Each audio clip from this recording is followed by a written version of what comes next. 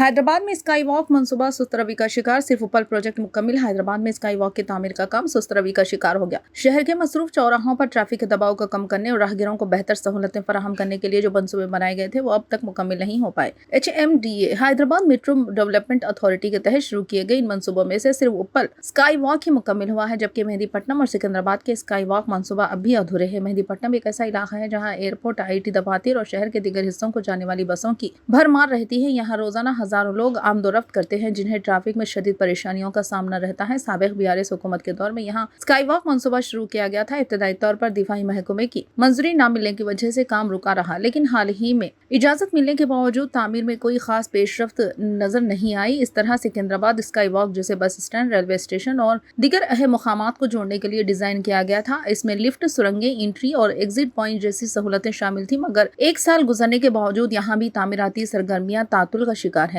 जहाँ तक ऊपर स्काई वॉक की बात है, अगरचे ये आवाम के लिए खोल दिया गया है, लेकिन वहाँ भी लिफ्ट बंद होने और सफाई की नाक़िस इंतजाम जैसे मसाइल सामने आ रहे हैं, जिससे आवाम को काफी मुश्किलात पेश आ रही है। साबिक़ा BRS हुकूमत के दौर में HMDA ने शहर में 3 बड़े स्काई वॉक्स की मंसूबाबंदी की थी। इनमें से सिर्फ उपल प्रोजेक्ट ही मुकम्मिल हो सका, जबकि बाकी दोनों मंसूबे अभी तक जमीन पर उतर नहीं सके। अगर ये मंसूबे मुकम्मिल हो जाएं तो न सिर्फ शहर की ट्रैफिक में नुमायां कमी आएगी, बल्कि हैदराबाद को एक जदीद शहरी शनाख्त भी हासिल हो सकती है।